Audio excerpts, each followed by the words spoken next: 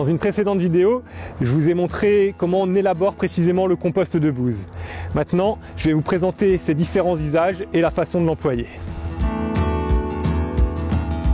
Au jardin et en agriculture, le compost de bouse vise surtout à améliorer la décomposition des matières organiques dans le sol et à apporter les influences des préparations biodynamiques du compost sur les terrains qui ne reçoivent justement pas de compost préparé. Le compost de bouse s'emploie à l'automne et au printemps en pulvérisation sur les sols pour leur apporter les bienfaits des préparations biodynamiques du compost. Sous leurs influences, les éléments nutritifs du sol s'organisent mieux et sont rendus plus assimilables pour les plantes. Ainsi, les fruits et légumes s'adaptent plus facilement aux conditions climatiques de l'année ainsi qu'aux conditions spéciales du sol, du lieu où elles poussent.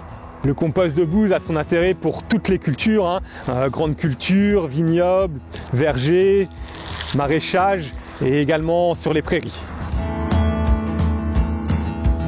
Pour épandre le compost de bouse, il faut d'abord le mélanger à l'eau et le dynamiser. Pour un grand jardin, on utilise un pot d'une quinzaine de litres que l'on remplit à moitié d'eau. Une poignée de compost de bouse suffit, on la plonge dans l'eau et on dynamise durant 20 minutes. Un agriculteur utilisera 240 g de compost de bouse par hectare, dynamisé dans une quarantaine de litres d'eau.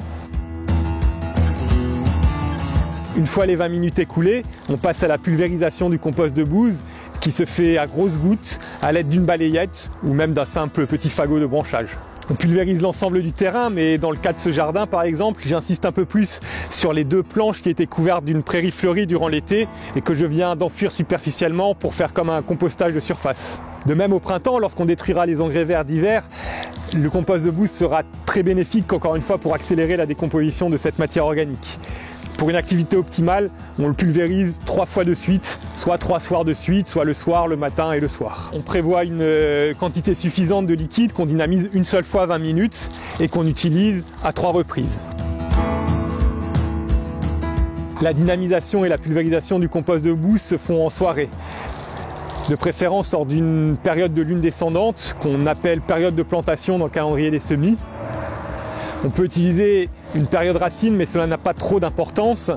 Par contre, on évite absolument les périodes défavorables, indiquées en grisé pointillé dans le calendrier. Le compost de bouse peut aussi se pulvériser régulièrement sur les composts ou sur les litières dans les étables.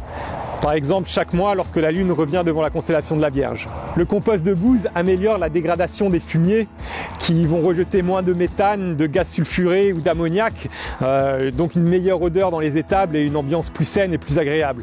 Le compostage en andin de ces litières sera lui aussi ensuite amélioré. Facile à élaborer et à conserver, moins exigeant que la bouse de corne dans la précision de sa dynamisation, le compost de bouse est une préparation intéressante pour s'initier à la biodynamie en agriculture ou au jardin.